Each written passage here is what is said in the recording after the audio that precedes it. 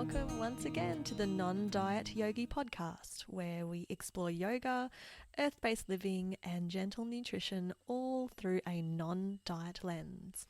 I'm your host, Casey Conroy, non-diet dietitian and yoga teacher, and this is episode 4, Yoga Guru, Nutrition Guru, or as the article that I'm going to read today was originally called, Yoga Teachers, please stop giving terrible dietary advice to your students.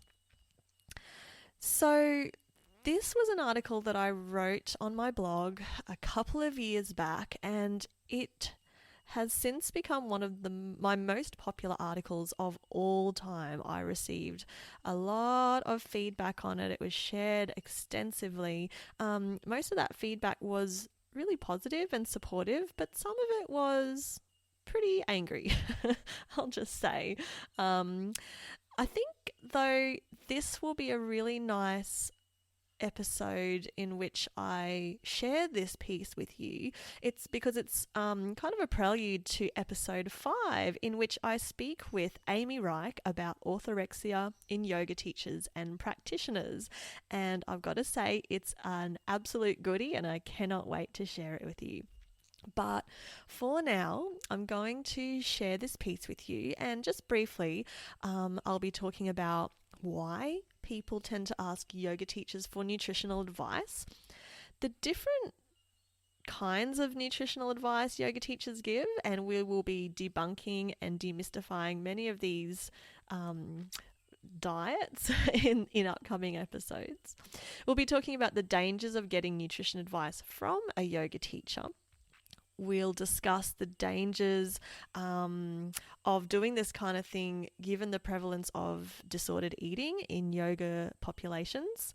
And even when your yoga teacher is a nutritionist, why you should still exercise caution when getting nutrition advice from yoga teachers. Now, before I start, I'll just say that, of course, I'm not talking about all yoga teachers here. Of course, not all yoga teachers give terrible nutrition advice, or any nutrition advice for that matter. But unfortunately, from what I've observed in yoga circles in my 14 or so years teaching and 18 plus years practicing yoga, this is a not that rare phenomenon. And I have seen this phenomenon of yoga teachers handing out nutrition advice take its toll. So to have, pretty nasty effects on people. Anyway, here's the article. Yoga teachers, please stop giving terrible dietary advice to your students. I write this, or I say this, as a yoga teacher and as a yoga student. I say this as a dietitian and nutritionist who sees the women and girls in clinic at the back end of yet another grueling 10-day juice fast, or after another winter of freezing through raw foods, their thyroid, adrenals, and or reproductive health just a bit more depleted. Their relationship with food and their body having slid yet another few degrees backwards into disordered and potentially dangerous territory. Their self-confidence and self-trust bruised and just a bit weaker. Some of these people are yoga teachers themselves. I say this with deep concern and remorse for any past student to whom I may have passed on potentially harmful nutrition advice before I learnt more about diet culture. I am truly sorry. I didn't know that diet culture and the body hatred and dysfunction around food that it creates was such an insidious and widespread problem. I didn't know that clean eating is potentially just another code word for dieting. And I'll just interject here, this is not in the article, but for those of you who are already pissed that I've started attacking clean eating, there are nuances with this. Some people define clean eating as eating things that have been minimally processed or not sprayed or organically or biodynamically grown, whilst other people classify it as strictly excluding all the things, no sugar, no gluten, no dairy, no blah, blah, blah, blah, blah, no numbers, no preservatives. So clean eating as a term could take up a whole episode in and of itself. And I'm not stating one definition of clean eating here over another because, as I said, that's a whole episode in and of itself. But I will say that clean eating can absolutely be a code word for dieting, especially in its more restrictive no this, no that kind of form. So disclaimer with clean eating there. So clean eating can be another code word for dieting. And of course, dieting is any way of eating that you are emotionally attached to. So, for instance, do you feel anxious and off kilter when you go out with friends and can't find something that's 100% clean? If so, you're on a diet, maybe. I have been on both the giving and receiving end of bad nutritional advice from yoga teachers. I don't remember a specific incident of telling a student, hey, you want to lose weight? Do this cleanse. But I do remember recommending a particular book containing what I thought at the time were healthy recipes, a book which also happened to contain extremely dangerous dietary advice along the lines of eat just one meal a day for optimal health. Not a great blanket recommendation, nor a good goal to aspire to. I've since I had a couple of books from this one particular author who I was a huge fan of. She was all about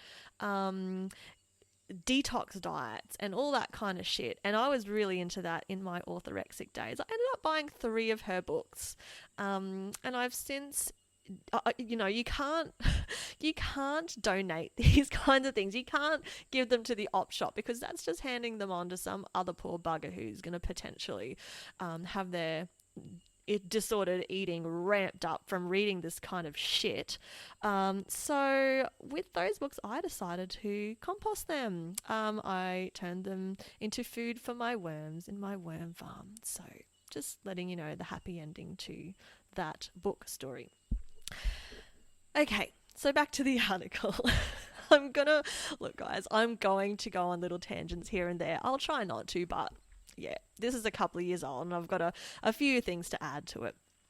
So back to the article. I know that posting/saying this is going to piss some people off, but if I can prevent just one more confused, health-conscious woman and increasingly man and non-gender conforming individual from being more deeply sucked into diet culture, then it's well worth it. So I keep saying this term diet culture. If you have looked up my podcast or, stumbled across it, chances are, it says non-diet yogi. You probably have an idea of what diet culture is, but if you don't, let me explain to you what the hell diet culture is.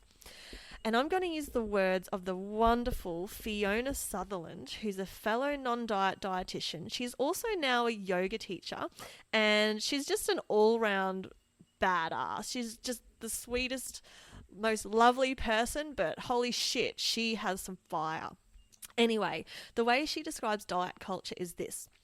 Diet culture encompasses all the messages that tell us that we're not good enough in the bodies we currently have, and that would be more worthwhile and valuable if our bodies were different. Our culture is so embedded with body and weight-centric messages that they're sometimes imperceptible. Diet culture is deeply ingrained in our everyday existence and prevents us from living our most full and meaningful lives. So that's diet culture. Yoga culture, which I refer to a lot in this podcast, and just to let you know, yoga culture is not the practice of yoga itself, but the lifestyle trends, fashion, media, and all that stuff surrounding it.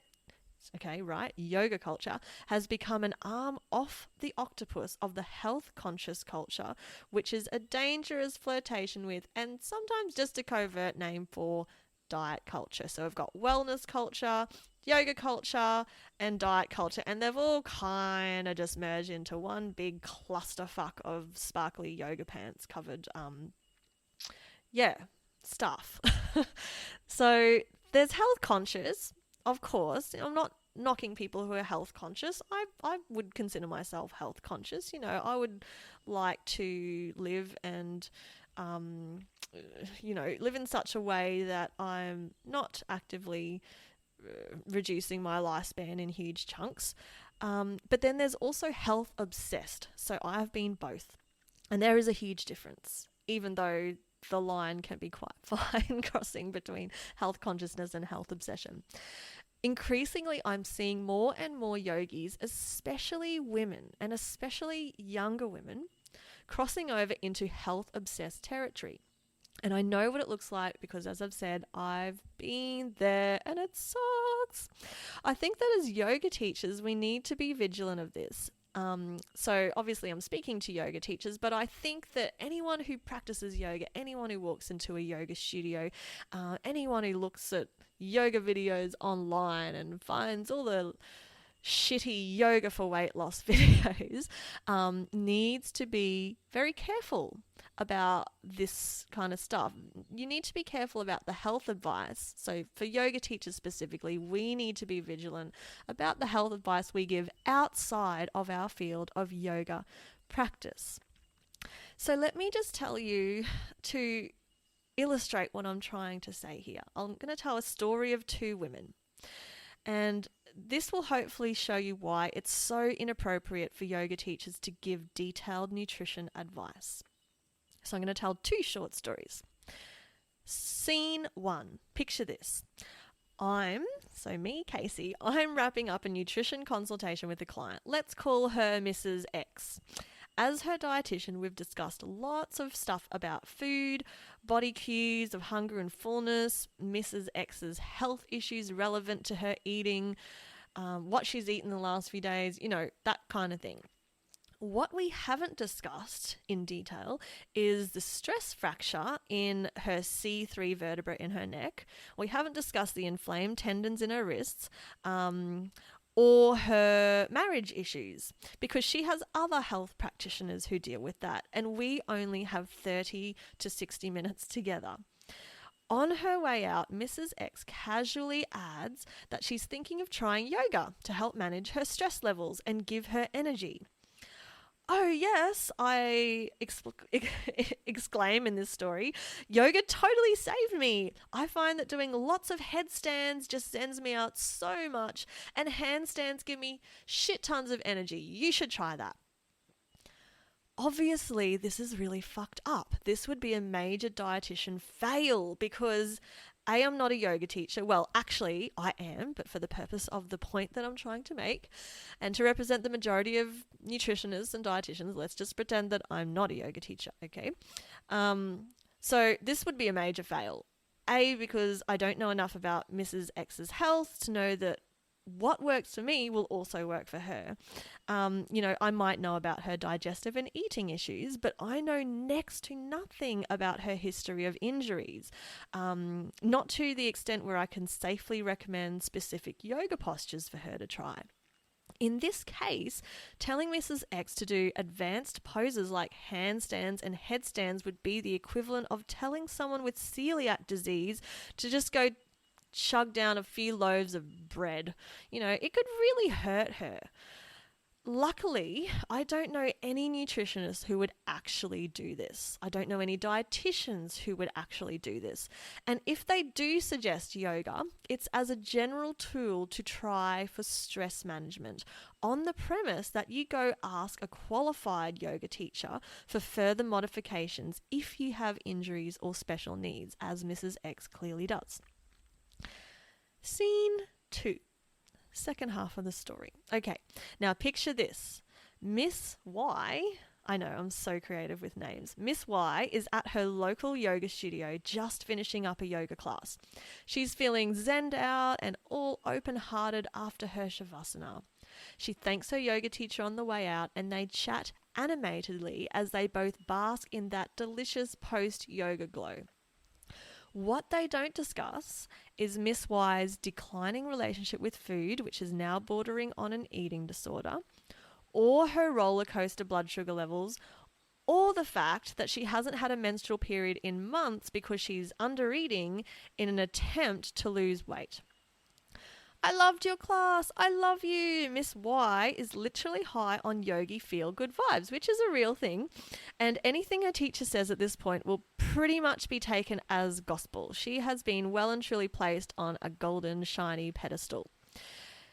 The yoga teacher smiles serenely. Miss Y casually adds that she loved the class, and if only her energy levels were a bit higher, she could have tried the handstand. Oh, says the yoga teacher, you should really try a juice fast. I just did a 5-day fast and I feel amazing. I have so much energy now. I do them regularly, actually. And just as a little secret, I even lost that little belly I'd been carrying around for ages that I could never lose. You should try it. Obviously, this would be a major yoga teacher fail. And guys and girls and all kinds of folks out there listening, this happens all the time. Well, at least it happens a lot of the time. Yoga teachers, I get it. You open people up through the practice. You witness meltdowns. You're privy to the psychological issues and deep-seated secrets disclosed to you by students in their moments of post-yoga glow-induced vulnerability. Sometimes the relief you bring by helping them to relax and breathe is so great that you assume the role of health guru of everything in their eyes. Not in your eyes, but in their eyes. You are a magical, perfect, sparkly unicorn of health and life wisdom who poos non-genetically modified glitter. This comment, just as a side note, guys, this really pissed some people off when I said this in my blog. Obviously, I'm being just ironic and silly here, but some people really didn't like that degree of sarcasm. So look, if this is you, then sorry. Sorry, not sorry. So, it's not uncommon for people to ask a yoga teacher if they should leave that abusive man, or try yoni steaming, or go on a detox, or try a ketogenic supplement, because they see us as this amazing health guru. But unless you're willing to be liable for any decision your student makes based on your advice, you really shouldn't tell them what to do. Instead, suggest that they seek help from a counselor, a psychologist, a dietitian, a nutritionist, or whatever. Most yoga teachers I know honestly would do just that, but not all. And I'm about to describe some situations that are based on what yoga teachers have actually done or said in a class that I or close friends have personally attended. That's really not cool. Okay, guys, apologies for that. That was my little 2-year-old who's been sitting on my lap for the last few minutes because I really want to record this and I rarely get a chance to during the day. But my oldest is away and I thought I'd get away with it, but I haven't. But oh well, I'm just going to keep going and you mamas, you'll get it.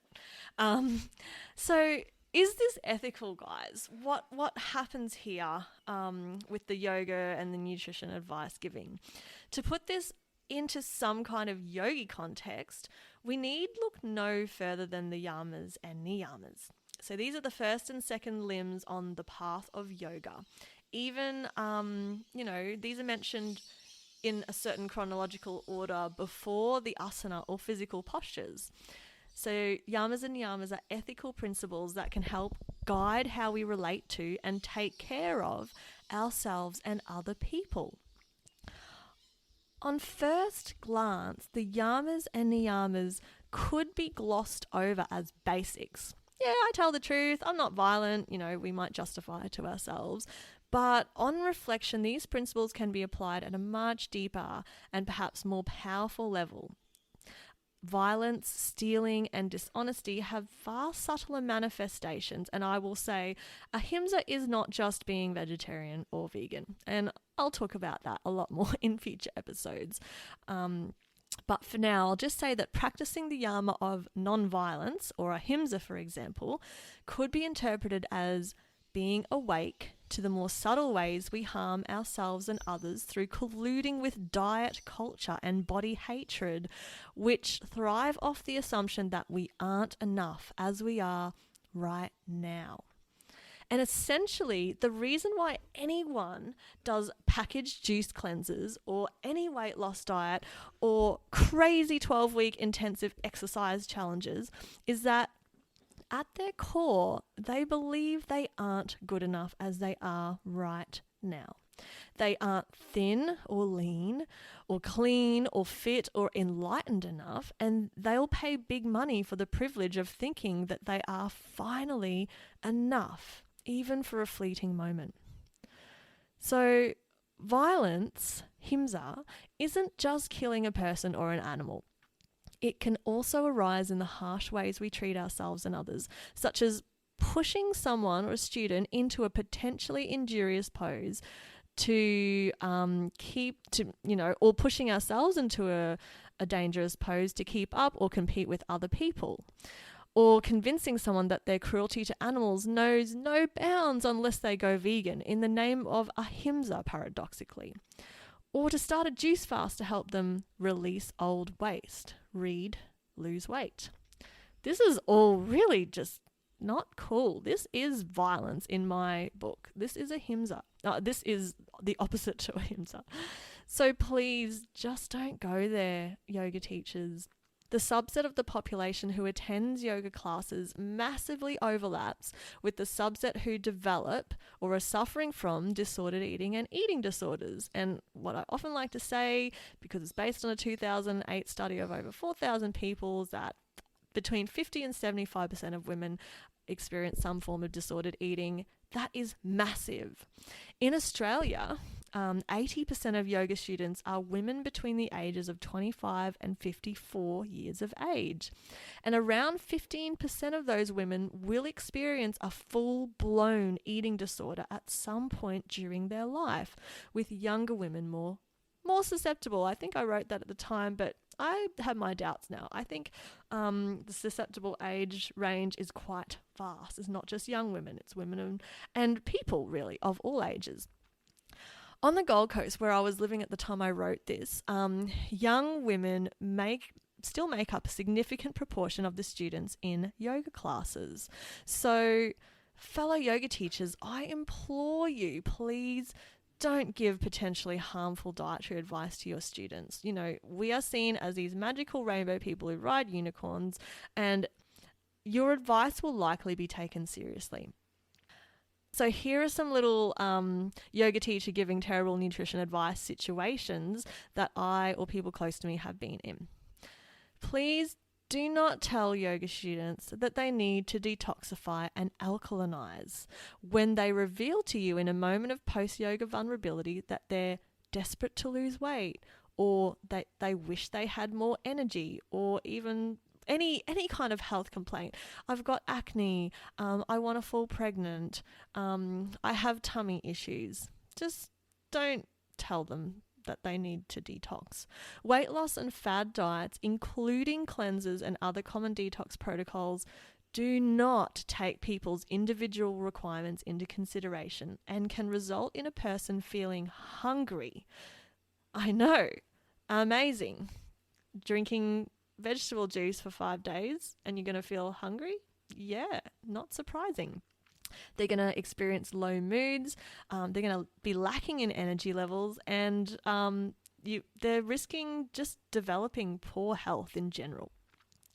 With research showing that 95% of all dieters will regain any weight lost in 1 to 5 years of doing any diet, it's impossible to advise someone to attempt any weight loss protocol on the premise that it will help them lose weight and still stick to the yamas of ahimsa, non-harming, satya, truthfulness, and brahmacharya, maintenance of vitality, or abstinence of sexual conduct. So maybe we could just stick to those first two, ahimsa and satya, just to be really straightforward.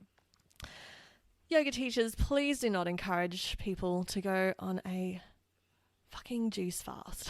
when they ask you how to increase their energy levels. Please, weight loss, however temporary, and the adrenaline rush of the starved state, mistakenly interpreted as increased energy, are common results when you restrict calories in the short term. Why do you think packaged juice fasts are so popular? It's because generally people will lose a little bit of weight. You are starving for 1 to 3 to 5 days. So, of course, you're probably going to lose a bit of weight. Let's be honest, a juice fast, a juice cleanse, a juice detox, they are all diets. They are diets. And 35% of so-called normal dieters progress to pathological dieting. And of those, 20 to 25% progress to partial or full syndrome eating disorders, guys. Juice cleanses are absolutely a potential gateway into developing an eating disorder.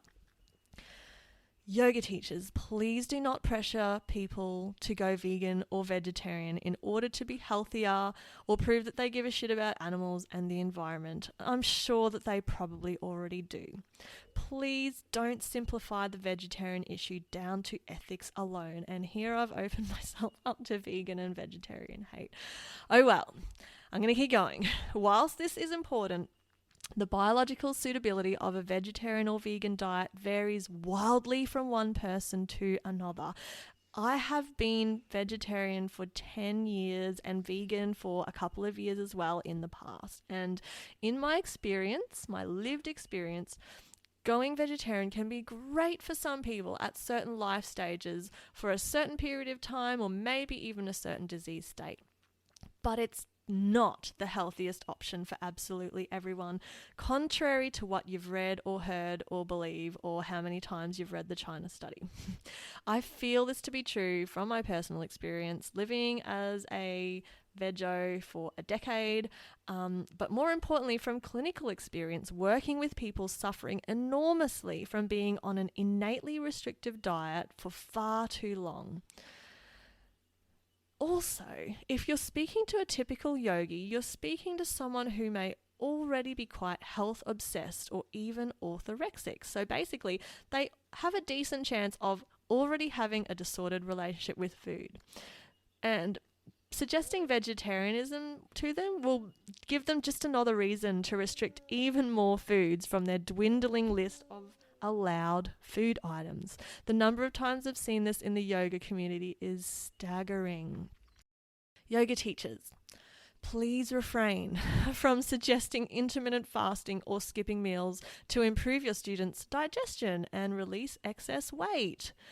When you tell a room full of female yoga students to cut out at least one meal per day, you are speaking to a room of predominantly 18 to 42-year-old women, of whom statistically 1 in 100 will have full-blown anorexia nervosa, and a significant chunk of them will already have a disordered relationship with food. So remember, 50 to 75% of women. Sorry, that's my little baby.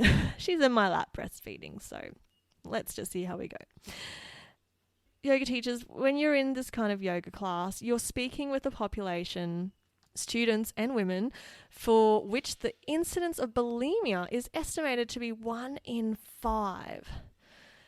You are speaking to a group of women of whom, even if they are within a so-called normal weight range, only 22% are happy with their weight. Almost 3/4 of these women desire to weigh less, including 68 of so-called normal weight people and 25% of underweight women. Just let that sink in. If you want references for all this stuff, you can hop on my blog, Yoga Teachers Please Stop Giving Terrible Dietary Advice to Your Students, on funkyforest.com.au. By the way, back to the article. Yoga teachers, please don't write a book about detoxification, clean eating, or juice cleansing and then mention it's now available for purchase at the end of class. You are not a nutrition expert, and even if you are, just refer to the statistics I just mentioned regarding your target audience.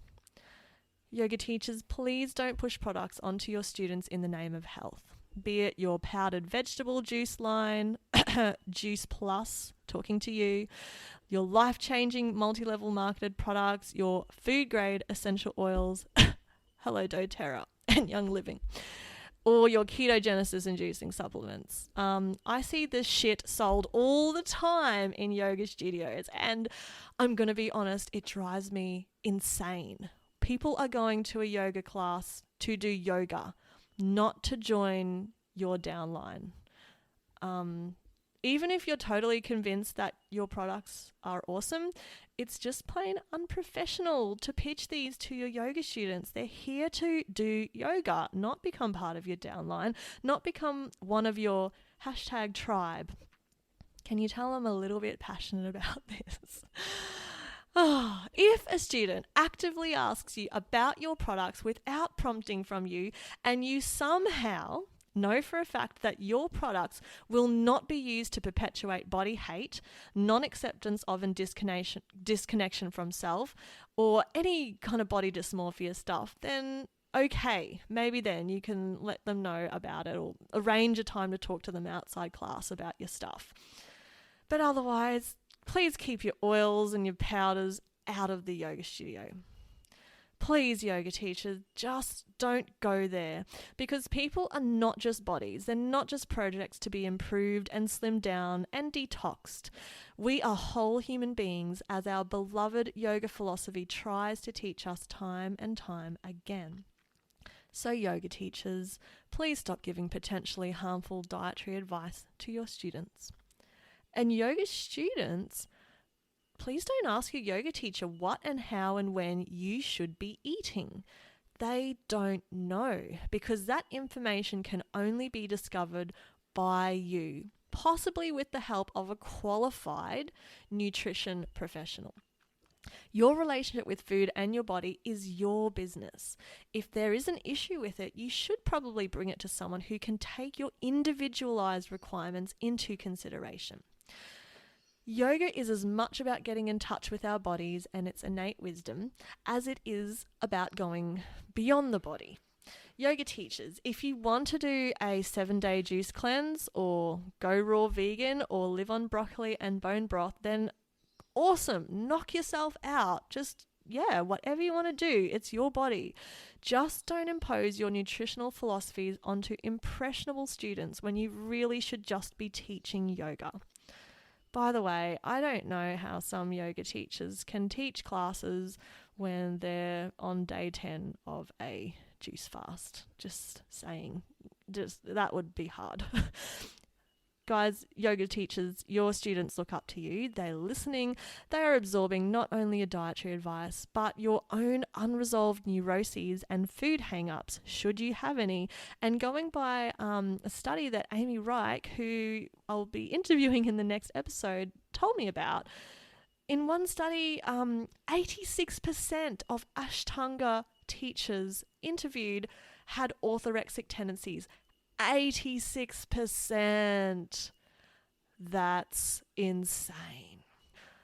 Going by at least that study, a serious chunk of us yoga teachers have some pretty serious food hang-ups and issues. So look, guys, yoga teachers particularly, you can, of course, advise people to eat healthily and to treat their bodies with respect and to look after themselves.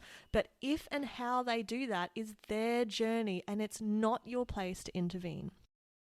Yoga teachers, if you are called upon to give any nutritional advice, make it an extension of the original yoga philosophy of knowing and trusting oneself, not an extension of your latest celery juice cleanse.